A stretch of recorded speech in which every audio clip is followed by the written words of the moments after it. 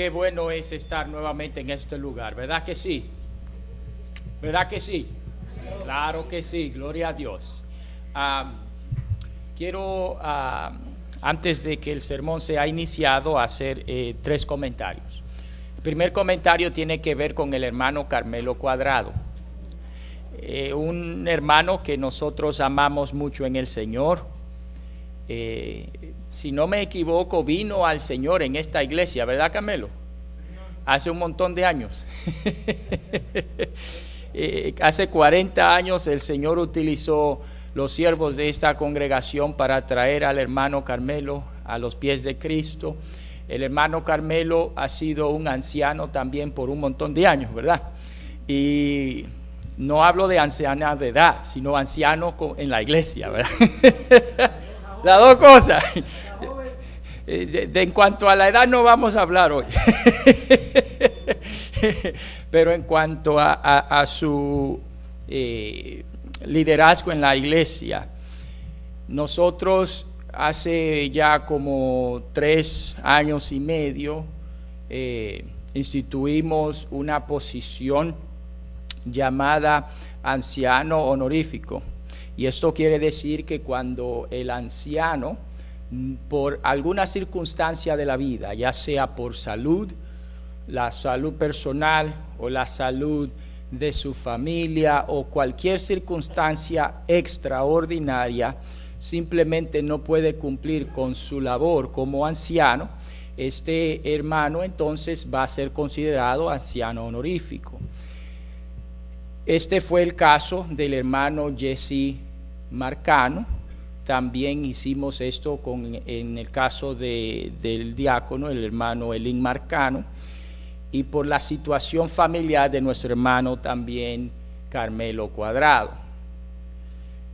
Esto fue añadido a la constitución de la iglesia y esta enmienda tenía una nota que decía que el anciano no se le iba a demandar su función a menos que su situación cambie. La situación del hermano Carmelo ha cambiado. Entonces, de acuerdo a esa enmienda que le hicimos a la Constitución, el hermano Carmelo ha sido reinstituido como anciano de la iglesia.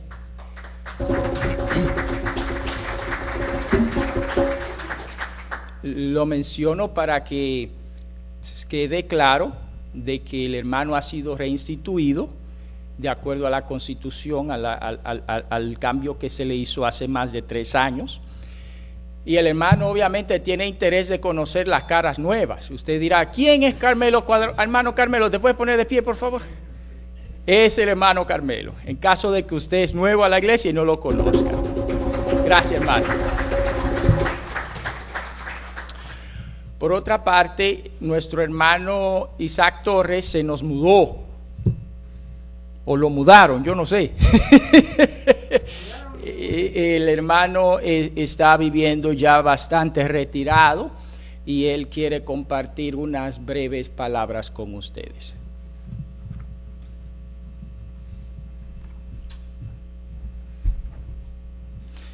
¿Quieres el micrófono? Por favor. Si hace feedback, no vas a poder usarlo.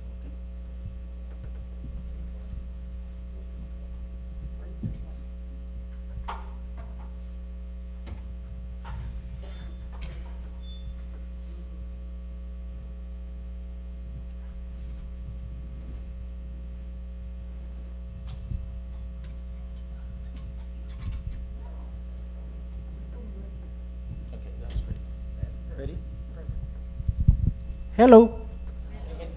Oh, claro que sí. Ese es mi idioma castaño, puertorriqueño, pero más mexicano que puertorriqueño porque, bueno, Dios me lo bendiga. Mis primeras palabras, ¿no? Ya era tiempo, ¿no creen? Bueno, que me han oído hablar, pero no es por última vez, es por primera vez, vamos a ponerlo así.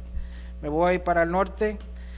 Me voy a ir en el 1 del mes y mira el mundo, mi hermanito, me da contento verlo aquí, muy, muy contento de verlos aquí a todos.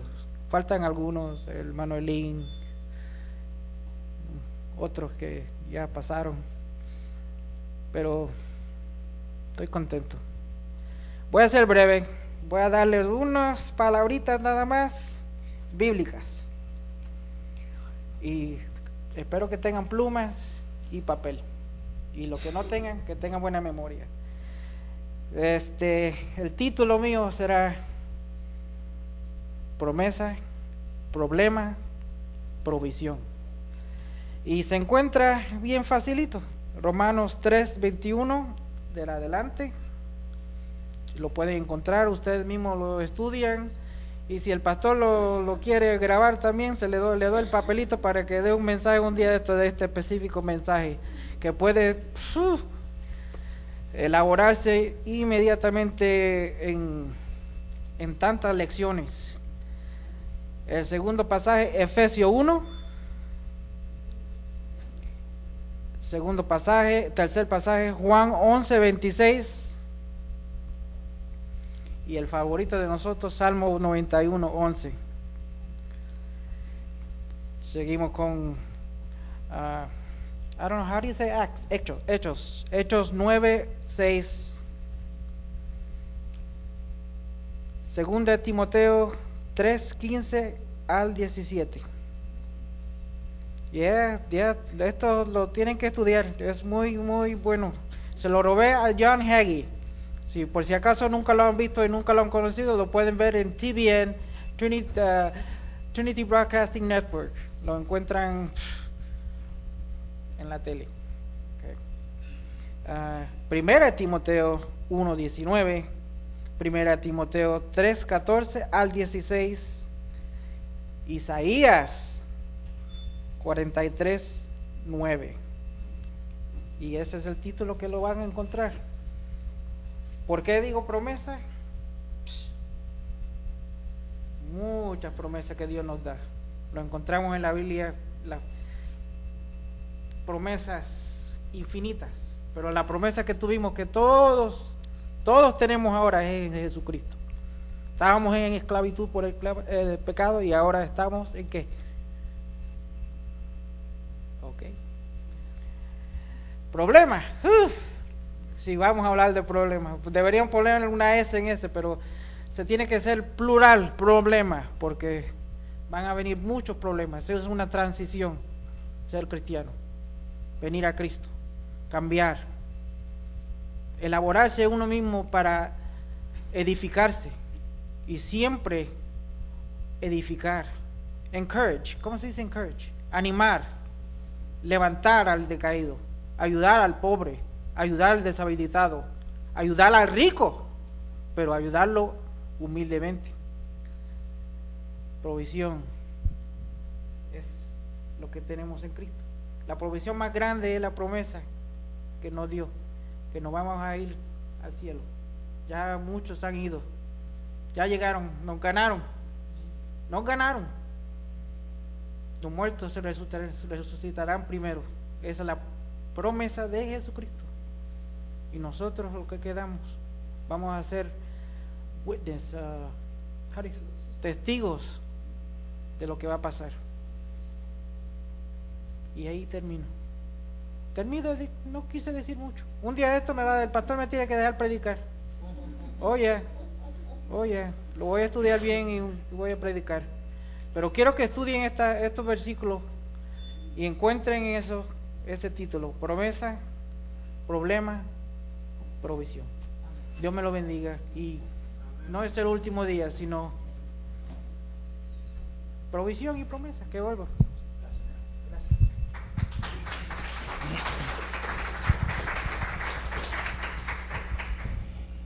El hermano Isaac es un claro ejemplo de la gran bondad del Señor y de las promesas del Señor. Si usted no conocía a Isaac, el hermano Isaac quedó mudo por décadas.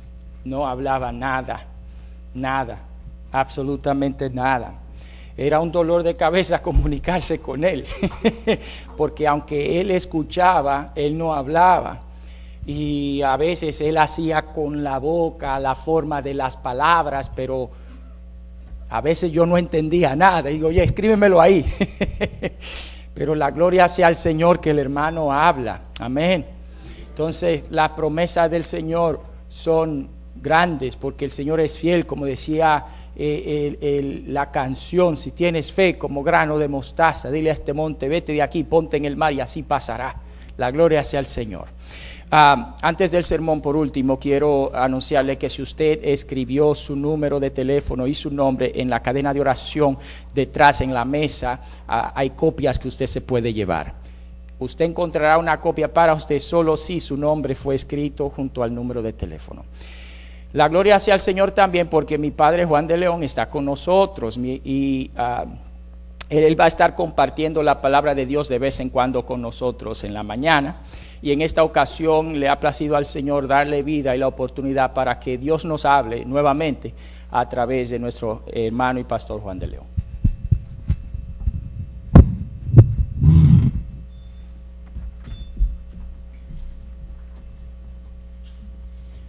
Buenos días, hermanos, la bendición del Señor para cada uno de ustedes.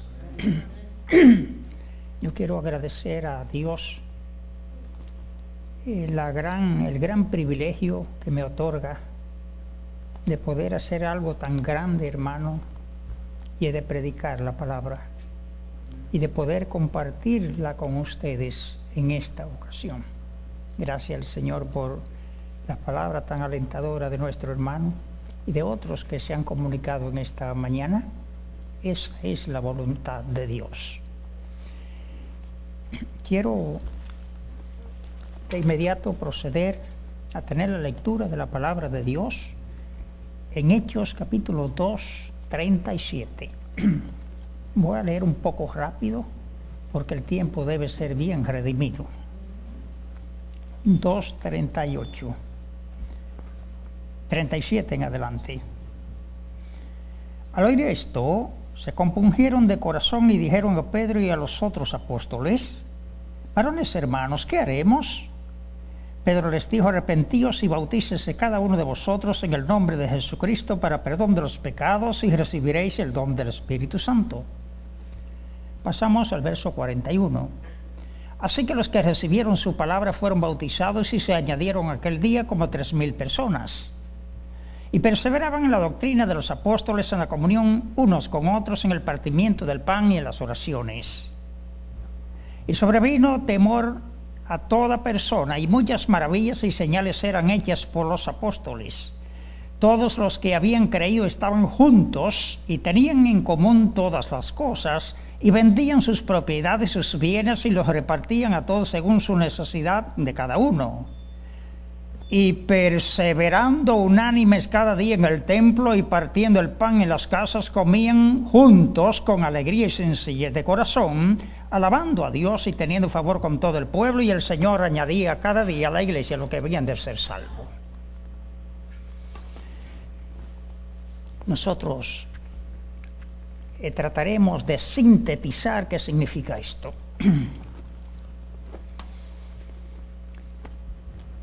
El lugar o el espacio del cristiano en la iglesia, desde varias perspectivas.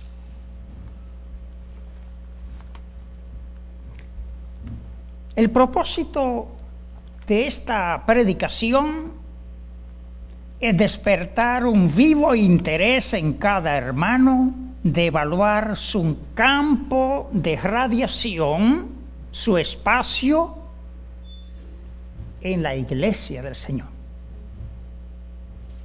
Usted y yo no estamos aquí porque nosotros nos plugó, sino porque Dios nos trajo.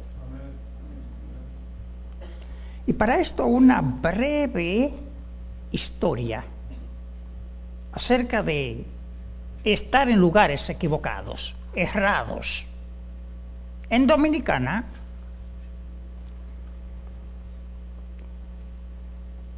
los padres llaman a su hijo: queremos que tú estudie Derecho.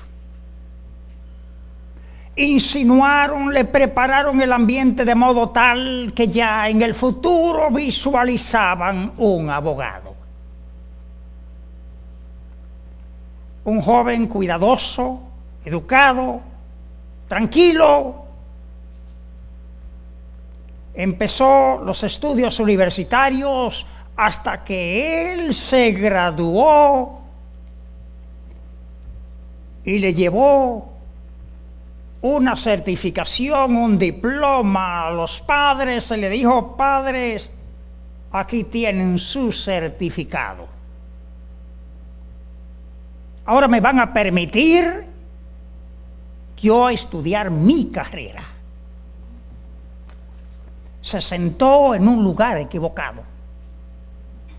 Fue influenciado a estudiar algo equivocado, en una dirección equivocada, con profesores equivocados y sillas cerradas. Es lamentable. Eso no le ocurrió al apóstol San Pedro. En el versículo 14 nos narra la palabra del Señor que Él se puso de pie juntamente o conjuntamente con los demás apóstoles y empezó a predicar la palabra.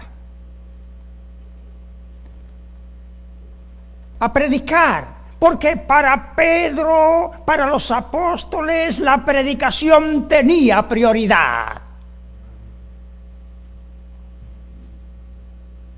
Y la iglesia del Señor, lavada, comprada con su sangre, es por ello que nos reunimos el primer día de la semana, porque el sermón del Señor sigue teniendo prioridad. Hay que exponerlo, hay que presentarlo, tal y como está pautado en las Sagradas Escrituras. Hay un pensamiento coordinado, estructurado, elaborado, esbozado en las Sagradas Escrituras. Y Pedro no anunciaba cualquier cosa. Pedro no decía cualquier cosa. Pedro anunciaba que Jesús había resucitado. Ya estaba glorificado. Y el pueblo debía escuchar esta palabra. Él fue bien respetuoso con esta predicación. Tenía prioridad para ellos. La esencia del mensaje era que la salvación, que debían salvarse de una generación perversa. Perversa, pero es un término muy duro. Es un término difícil. No se puede mejorar, sofisticar. Pedro dijo: escapen de esa generación perversa. ¿Y perversa por qué? ¿Qué la hacía perversa? Porque habían rechazado al Salvador.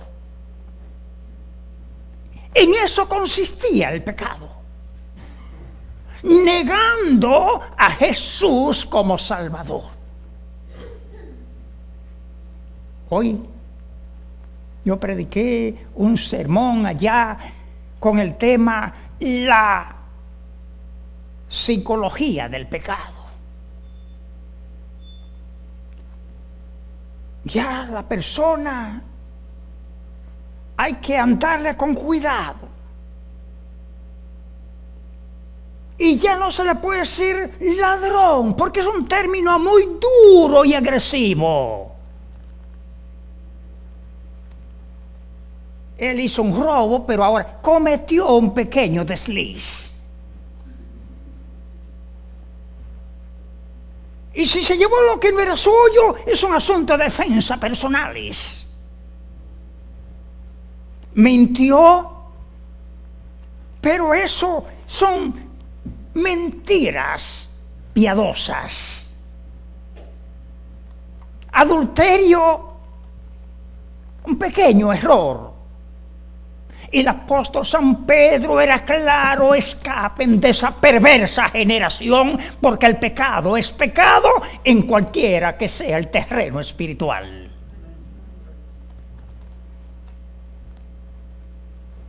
Allá a cualquiera se le hace fácil hablar de ética, moral ética. Sin embargo, quien transmite ese pensamiento muchas veces se está trepando a un poste de luz para robarse la energía eléctrica. Se roba el agua, el cable, pero él está pretendiendo que sus hijos sean santos. Bueno, aquí no hay ese problema. Por eso hablo de allá. El pecado es pecado, y Pedro era bien explícito en denunciar los males del pueblo. La esencia del mensaje de Pedro era ese. La perversidad consistía en negar a Cristo. El contenido del mensaje: que Jesús es Señor y Cristo. A ese que ustedes han matado, al que han crucificado, al que han llevado a la cruz como un verdadero delincuente, ahora no es solo Jesús, ahora es Señor y Cristo. Está por encima de todo. Y Pedro, con valentía, expone esas verdades que el pueblo debía escuchar. Pedro estaba en el lugar correcto.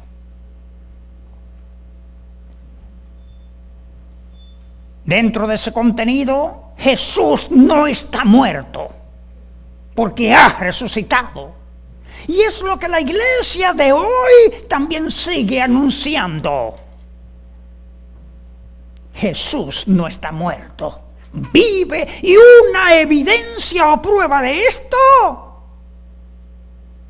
ahora Él está entre nosotros.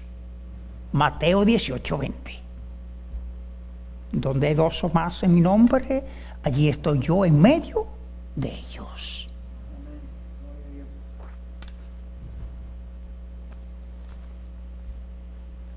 Dentro del contenido del Evangelio, del sermón de Pedro, él le dice, le habla de arrepentirse y convertirse.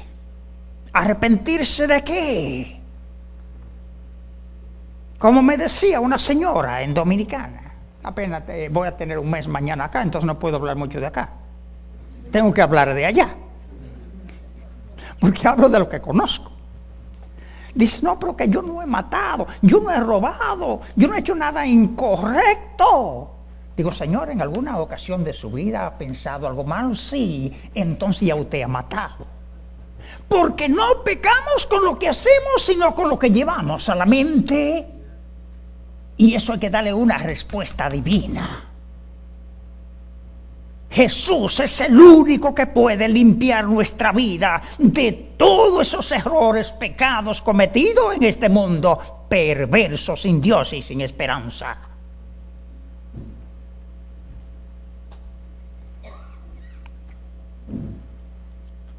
Además, Pedro estaba en el lugar correcto.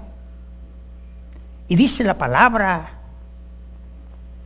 que los resultados es que 3,000 personas por medio de su mensaje vinieron a Cristo.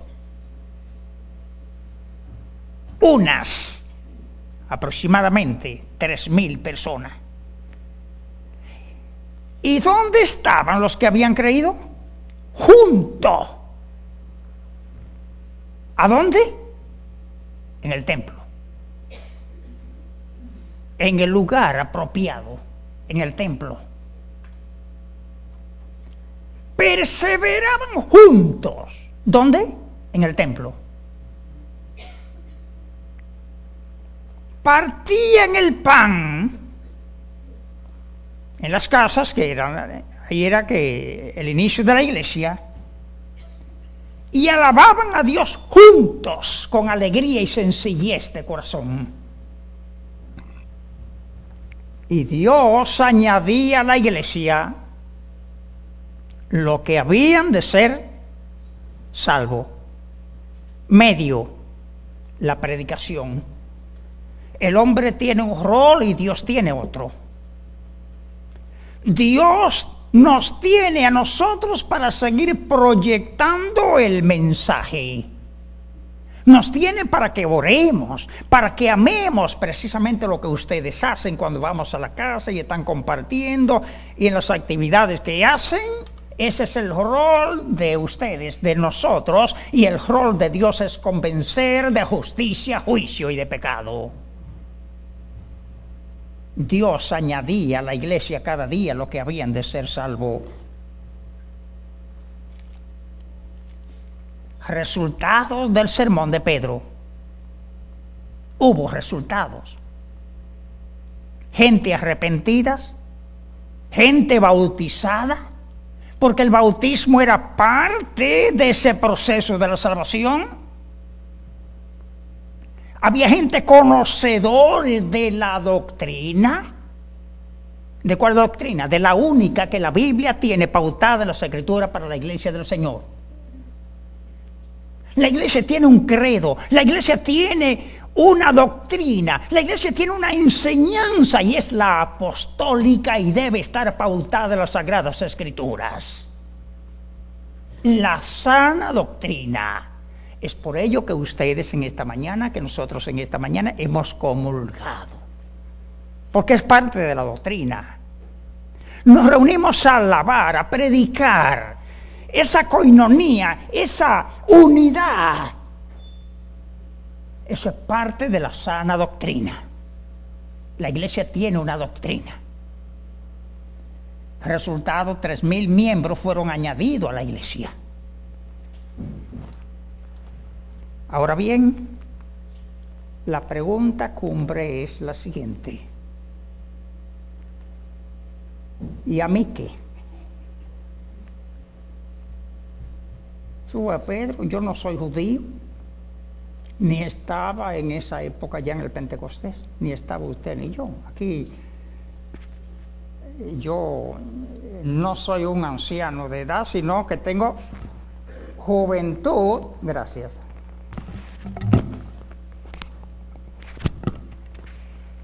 Yo le digo a los hermanos que tengo juventud acumulada, muchas juventudes acumuladas.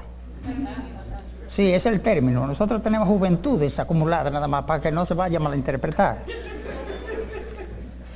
Juventudes acumuladas. Y no estábamos en aquella época. Pero ¿qué nos toca a nosotros? Los apóstoles estaban en el lugar correcto. Nosotros debemos seguir también el lugar correcto, haciendo lo correcto, exponiendo el mismo sermón apostólico. ¿A quiénes? A los pecadores. Tenían el mensaje correcto y hablaban de una resurrección correcta, la de Jesús que no estaba muerto. Debemos seguir difundiendo, transmitiendo el mismo sermón apostólico. Se caracterizaban por la valentía. El hombre de Dios no teme en anunciar lo que Dios le ha facultado. Jesús salva. Y debemos decirlo, hacerlo a tiempo y fuera de tiempo. Trazaban el sermón de Jesús en su prioridad, tenía prioridad. En primer lugar, predicar. En primer lugar está Jesús. Dominicana, allá serán las 9:00 allá está apenas comenzando el culto. La esposa mía me decía, ¿va a desayunar? Digo, no, ya, si se me hacía tarde, no, el tiempo ya mío pasó. Después de. Respeto el tiempo del Señor, hermano. yo no invento, trato de no inventar con eso. Eso es muy sagrado. Porque es que Dios ha sido muy bueno con nosotros y no debemos fallarle. Si le fallamos es por ser humano, pero no hay justificación, hermano. Debemos ser agradecidos y dar lo mejor que tenemos a Cristo. Nosotros, como extensión de la iglesia del Señor, debemos continuar con el mismo sermón, con el mismo hilo de la predicación de Pedro. Sigamos su ejemplo en anunciar a Jesús como Salvador de los pecadores. Dios nos bendiga, nos siga ayudando y nos siga dando el valor para nosotros continuar proyectando a Jesús, el glorificado, y nosotros estar en el lugar, seguir en el lugar correcto. Bendiciones a todos.